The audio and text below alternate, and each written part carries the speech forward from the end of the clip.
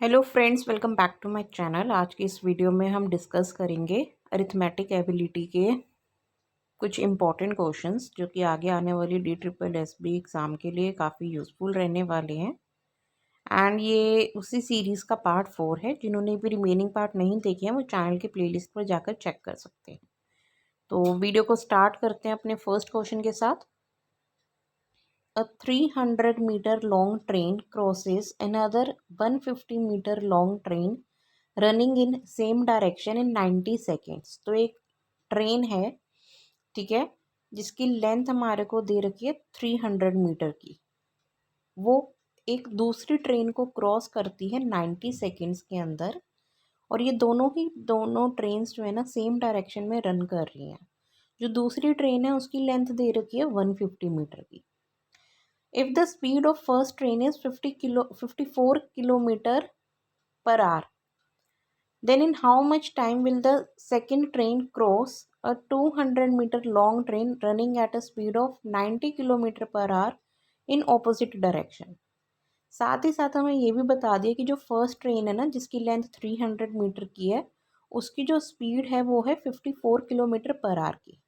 तो बताना है कि जो सेकंड ट्रेन है जिसकी लेंथ 150 मीटर है वो कितना टाइम लेगी एक थर्ड ट्रेन जो कि 200 मीटर लॉन्ग है उसको क्रॉस करने में।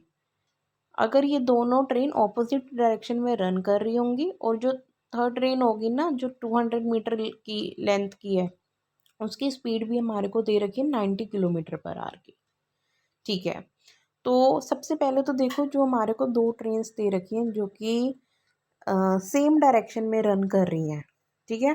तो उनकी जो हमारी रिलेटिव स्पीड कैलकुलेट करने के लिए हम क्या करेंगे, दोनों का जो स्पीड का फॉर्मूला क्या होता है, speed is equals to distance upon time. Distance क्या होगा, दोनों की ट्रेन की जो लेंथ है उसका सम, दैट इज 300 प्लस 150। और टाइम हमारे को दे रखा है 90 सेकेंड्स में ये क्रॉस करती है। तो डिस्टेंस कितना हो गया 450 को डिवाइड करेंगे 90 से, कितना आ जाएगा 5 मीटर पर सेकेंड इसकी रिलेटिव स्पीड आ गई। क्लियर। साथ ही साथ हमारे को ये भी बता रखा था कि जो स्पीड है ना फर्स्ट ट्रेन की वो कितनी है, हमारे को दे रखी थी 54 kilometre per hour. 54 kilometre per hour को हम मीटर पर सेकंड में कन्वर्ट कर लेंगे। 5/18 से मल्टीप्लाई करने के बाद ये कितना आ रहा है, 15 मीटर पर सेकंड आ रहा है। ठीक है, अब ये कह रहा है कि जो 300 मीटर लॉन्ग ट्रेन है, जो फर्स्ट ट्रेन है वो सेकंड ट्रेन को क्रॉस करती है। अगर वो फर्स्ट ट्रेन सेकंड ट्रेन को क्रॉस कर रही है 150 मीटर वाली लेंथ की ट्रेन को क्रॉस कर रही है, तो इसका मतलब ये है कि जो 300 मीटर वाली ट्रेन है उसकी स्पीड ज़्यादा होगी। क्लियर। अब जो रिलेटिव स्पीड है वो कितनी आ रही थी 5 मीटर पर सेकंड, जिसमें से फर्स्ट ट्रेन की जो स्पीड है वो कितनी आ रही है 15 मीटर पर सेकंड। तो जो सेकंड स्पीड की ट्रेन होगी वो कैसे निकलेगी, 15 minus 5 that is 10 metre per second, क्योंकि जब सेम डायरेक्शन में होगी तो जो रिलेटिव स्पीड होती है वो डिफरेंस होता है ना। तो डिफरेंस कैसे आ रहा है 5 का डिफरेंस कैसे आ रहा है, 15 में से माइनस करा 5, तभी तो आएगा 10 मीटर पर सेकेंड। 20 भी हो सकता था लेकिन 20 तब होता ना जब सेकेंड ट्रेन उसको क्रॉस करती। लेकिन यहाँ पे तो बता रखे कि जो 300 मीटर वाली ट्रेन है वो क्रॉस कर रही है, मतलब उसकी स्पीड ज़्यादा होगी। तो जो फर्स्ट ट्रेन है जिसकी 15 मीटर है तो 15 ज़्यादा होगा, 15 से कम क्या आएगा 10 ही होगा, तभी तो सेकंड ट्रेन की जो स्पीड है वो 10 निकलेगी। तो इसलिए स्पीड ऑफ सेकंड ट्रेन कितना आ गया 15 minus 5 that is 10 metre per second. अब यहाँ तक हमने जो है सेकंड ट्रेन की स्पीड निकाल ली है। अब हमसे पूछा क्या गया है क्वेश्चन में, हमसे ये पूछा गया है time taken by second train to cross 200 metre. एक थर्ड ट्रेन दे रखी है हमारे को जिसकी लेंथ है 200 मीटर लॉन्ग।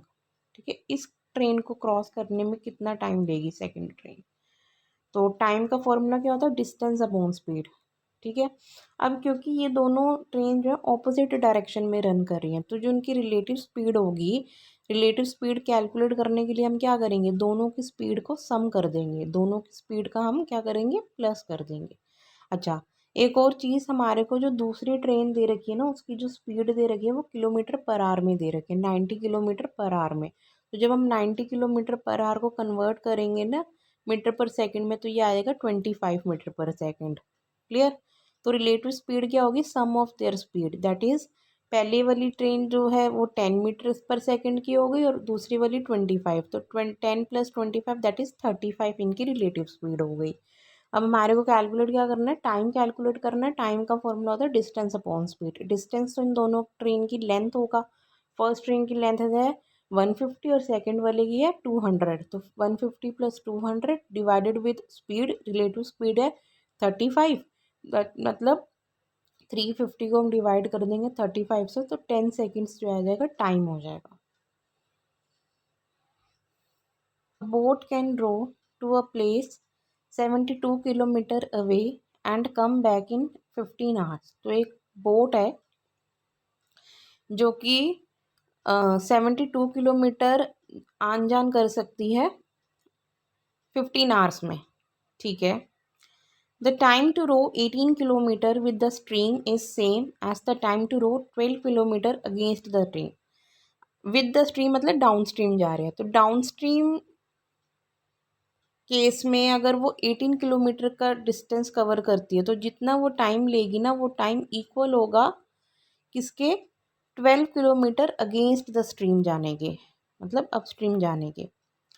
तो फाइंड करो स्पीड ऑफ द करंट। हमें बताना है कि वो कितना, जो करंट है उसकी स्पीड कितनी है। ठीक है। अब क्वेश्चन के अकॉर्डिंग ना, जो हमारे को टाइम दे रखा है वो इक्वल दे रखा है। Time is equals to distance upon speed. तो 18 किलोमीटर तो विद द स्ट्रीम मतलब डाउन स्ट्रीम जा रही है। ठीक है। तो डिस्टेंस अपॉन स्पीड मतलब 18 divided with down stream stream speed, और इक्वल होगा 12 डिवाइडेड विद अपस्ट्रीम स्पीड। तो यहाँ से हमारा जो डाउन स्ट्रीम और अपस्ट्रीम की स्पीड का रेशियो है, वो रेशियो कैलकुलेट होकर आ रहा है 3:2। डाउन स्ट्रीम कितना आ गया 3x और अपस्ट्रीम कितना आ गया 2x। यहाँ तक क्लियर है। अच्छा, इसके अलावा वो कह रहा है कि जब डाउन स्ट्रीम और अपस्ट्रीम में आन जान कर रही है ना 72 किलोमीटर, वो 15 आवर्स में कर रही है। टोटल टाइम कितना ले रही है वो 15 आवर्स। अगेन टाइम का फॉर्मूला क्या होता है, डिस्टेंस अपॉन स्पीड। क्लियर। तो यहाँ पे हम क्या करेंगे, डिस्टेंस कितना है 72, 72 divided by down stream stream speed.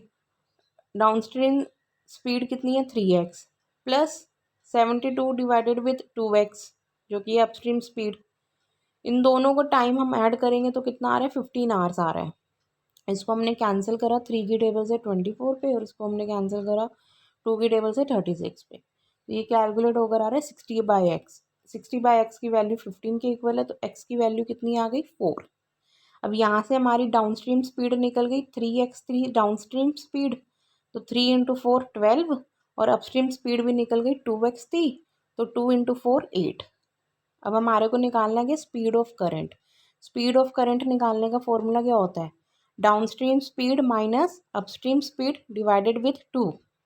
Down stream speed कितनी है 12 और अपस्ट्रीम स्पीड कितनी है 8, तो 12 - 8 डिवाइडेड विथ 2। ठीक।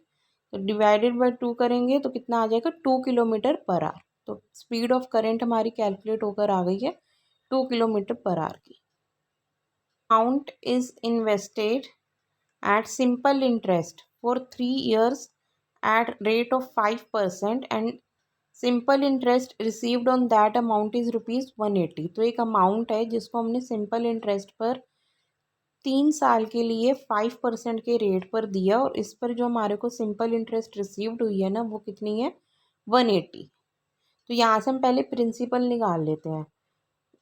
180 जो है ना 15% की वैल्यू है। 5% 3 साल के लिए मतलब 15% के हिसाब से 180 की वैल्यू आ रही है, तो 100% की वैल्यू कितनी हो जाएगी 180 डिवाइड बाई 15 × 100 दैट इज़ 1200। तो प्रिंसिपल हमारा कैलकुलेट हो गया 1200 का। आगे, if the same amount is invested for 2 years at 10% compound interest. अब इसी 1200 को ना हमने इन्वेस्ट करा 2 साल के लिए 10% compound interest for first year, जिसमें से पहले साल की जो कंपाउंड इंटरेस्ट है वो तो हमने 10% पे दी है, and R% compound interest for second year, और सेकेंड ईयर पर जो कंपाउंड इंटरेस्ट है वो R% की है। और जो total compound interest received in 2 years है वो कितनी है, 318। Then find the value of R। हमें बताना है कि R की कितनी वैल्यू है। ठीक है, अब देखो 1200 का अमाउंट है, पहले साल कितनी इंटरेस्ट हो रही है, 10%। तो 1200 का 10% कितना हो गया, 120, और अमाउंट कितना हो जाएगा, 1320। अब 1320 पर R% की इंटरेस्ट पर दिया जाएगा अमाउंट, ठीक है ना। अब टोटल कंपाउंड इंटरेस्ट कितनी आ रही है, 318, जिसमें से 120 तो वो रिसीव कर चुका है पहले साल 10% के हिसाब से, तो बचा कितना हो गया, 198। अब ये 198 किस पे मिला है हमारे को, 1320 पे मिला है, तो हमारे को यहाँ से R% कैलकुलेट हो जाएगा। 198 मिला 1320 पे, इंटू कर देंगे 100 से, तो आंसर आ जाएगा इसका 15%। तो इंटरेस्ट R% की वैल्यू कितनी आ गई, 15%। नेक्स्ट क्वेश्चन है, a shopkeeper marked up of article A at 40% above its cost price and sold it at the discount of 20%। तो एक शॉपकीपर है जो कि एक आर्टिकल ए को बेचता है, उसको मार्क्ड प्राइस जो है 40% अबव कर देता है कॉस्ट प्राइस से, और उसको फिर डिस्काउंट पर बेचता है 20% के। Okay, profit made by shopkeeper on article a is ₹216, और इस आर्टिकल पे जो प्रॉफिट उसने कमाया वो कितने का है, ₹216 का। If the cost price of article B is 60% more than that of article A, और दूसरा एक आर्टिकल है आर्टिकल बी जिसका कॉस्ट प्राइस आर्टिकल ए से 60% ज़्यादा है, and profit on both articles is same, और दोनों आर्टिकल्स पर वो इक्वल प्रॉफिट कमा रहा है। मतलब ए पे कितना प्रॉफिट था, 216 का प्रॉफिट था, तो आर्टिकल बी पर भी वो 216 का प्रॉफिट ही कमा रहा है। Then find the selling price of article B. तो हमें बताना है कि वो कितने पर बेच रहा है आर्टिकल बी को। ठीक है, तो हम पहले तो देखेंगे इसने 40% अबव करा है मार्केट प्राइस, फिर उसके बाद 12% का डिस्काउंट दे, तो ओवरऑल क्या होगा, +40 -20, इन दोनों का प्रोडक्ट प्लस माइनस क्या होता है, -40 × 20 डिवाइडेड विद 100। इसको जब हम सॉल्व करेंगे तो ओवरऑल जो आ रहा है 12% का इंक्रीज़ हो रहा है, मतलब यहाँ पे इसको 12% का प्रॉफिट हो रहा है। प्रॉफिट परसेंट की टर्म्स में तो 12% है, लेकिन रुपीज़ की टर्म्स में कितना है, 216 का। तो 12% की वैल्यू कितनी है, 216 की। और हमें क्या निकालना है पड़ेगा, हमें कॉस्ट प्राइस निकालना पड़ेगा आर्टिकल बी का। ठीक है, और आर्टिकल बी का जो कॉस्ट प्राइस है वो आर्टिकल ए के कॉस्ट प्राइस से 60% ज़्यादा है। मतलब अगर आर्टिकल ए की वैल्यू 100% है तो आर्टिकल बी की वैल्यू कितनी हो जाएगी, 160%। हमें 160% की वैल्यू निकालनी है, तो 216 तो 12% की वैल्यू है, तो 160% की वैल्यू कितनी हो जाएगी। इसको जब हम सॉल्व करेंगे तो ये आ जाएगा 2880, जो कि कॉस्ट प्राइस निकला बी का। अब हमारे को सेलिंग प्राइस निकालना आर्टिकल बी का। सेलिंग प्राइस का फॉर्मूला क्या होता है, CP प्लस प्रॉफिट। प्रॉफिट उसने बोला था दोनों आर्टिकल पे सेम है, मतलब आर्टिकल ए पे भी 216 का प्रॉफिट और आर्टिकल बी पे भी 216 का प्रॉफिट है। तो सेलिंग प्राइस कैसे निकलेगा, 2880 के अंदर हम प्लस कर देंगे 216 को, तो आंसर आ जाएगा 3096 rupees. Clear. Next question is, container P and container Q contains water and milk in the ratio 5:9 and 6:7 respectively. तो हमारे पास दो कंटेनर है, एक कंटेनर P है, ठीक है, जिसमें वाटर और मिल्क का रेशियो दे रखा है 5:9, और एक कंटेनर Q है जिसमें वाटर और मिल्क का रेशियो दे रखा है 6:7। 84 liters and 78 liters of mixture from container P and container Q respectively is taken out and put into another container R। ठीक है, तो इसमें से वो कह रहे हैं कि 84 लीटर जो है कंटेनर P में से मिक्सचर निकाला गया है, और 78 लीटर जो है कंटेनर Q में से निकाला गया है, और इसको एक तीसरे कंटेनर R में डाल दिया गया है।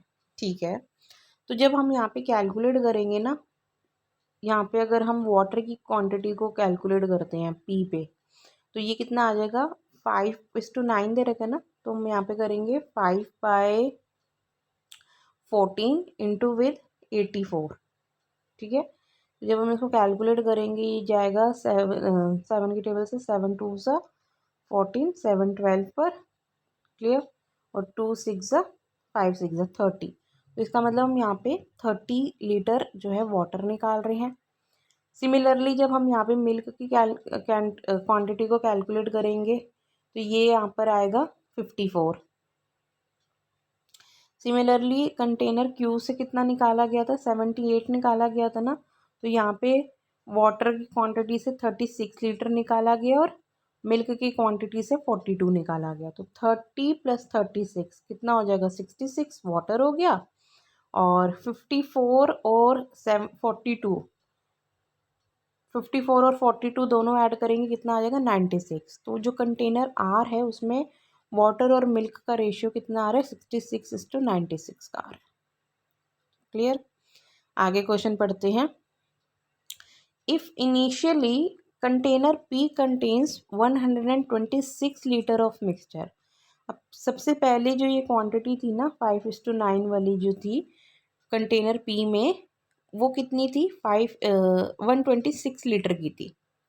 Then find the ratio of amount of water after removed fixture in the container P to the amount of water present in container R।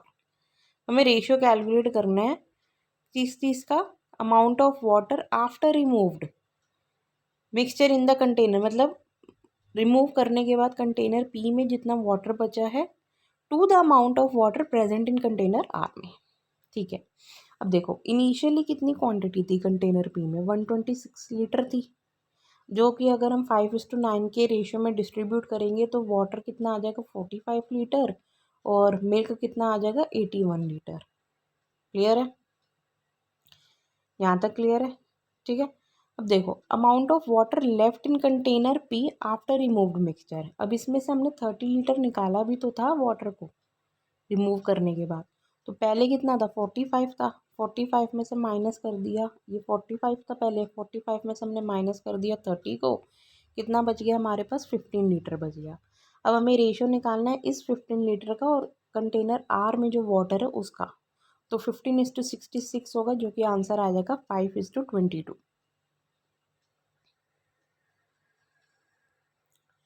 Next है, an inlet pipe can fill a tank in 6 hours and an outlet pipe can empty 5/7 of the same tank in 5 hours। 5/7 है ना, तो हम इसका reverse कर देते हैं, 7/5 × 5 कर दो, कितना आ जाएगा, 7 hours। मतलब एक इनलेट पाइप है जो कि 6 hours में फिल कर सकता है टैंक को, और एक आउटलेट पाइप है जो कि 7 hours में एम्प्टी कर सकता है एक टैंक को।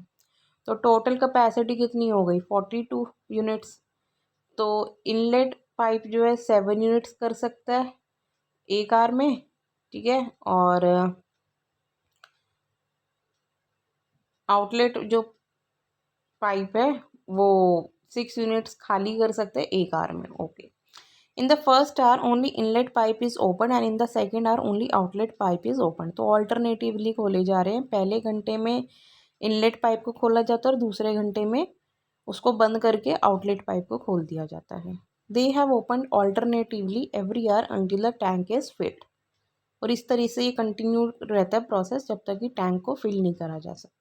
Then in how many hours does the tank get fit. तो अब कितने घंटों में जो है ये टैंक फिल होगा, ठीक है। तो देखो फर्स्ट राउंड में इनलेट पाइप को खोला जाएगा तो वो 7 यूनिट्स फिल कर देगा।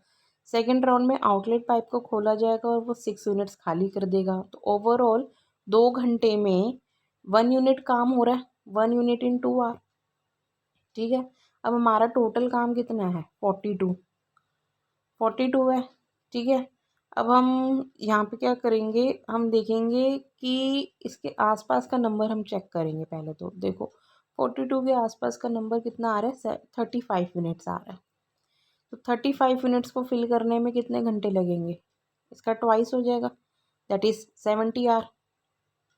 अब जब 35 यूनिट्स भरा जाएगा तो उसके अगला नेक्स्ट कौन सा पाइप खोला जाएगा, इनलेट पाइप खोला जाएगा। और इनलेट पाइप जब खोला जाएगा तो वो कितने फिल कर देगा, 7 यूनिट्स फिल कर देगा। तो 35 + 7 कितना हो जाएगा, 42 यूनिट्स हो जाएगा। मतलब 70 आवर्स तो था, प्लस 1 घंटा जो हमने इनलेट पाइप को खोला, तो 70 + 1 दैट इज 71 आवर्स। दस the tank will get filled in 71 hours. ठीक है, हम यहाँ पे 42 आवर्स नहीं लिखेंगे, क्योंकि 42 आवर्स जब हम अगर लिखेंगे ना, जैसे यहाँ पे द 1 यूनिट अगर 2 आवर में करे तो 42 यूनिट्स 42 आवर में कर देगा, ऐसा नहीं होगा, क्योंकि यहाँ पे इनलेट और आउटलेट दोनों चल रहे हैं।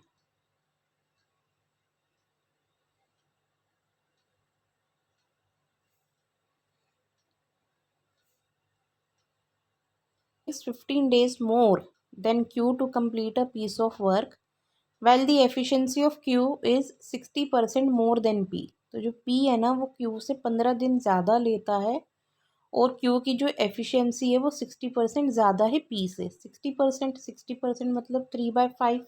मतलब अगर P किसी काम को पी किसी काम का अगर 5 यूनिट कर लेता है, तो क्यू उसी काम के 8 यूनिट कर लेगा। तो इनकी एफिशिएंसी का रेशियो कितना आ रहा है, 5:8।